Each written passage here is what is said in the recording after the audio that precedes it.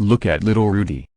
He's proud of himself for finding the log nook at 9 Mile Hole.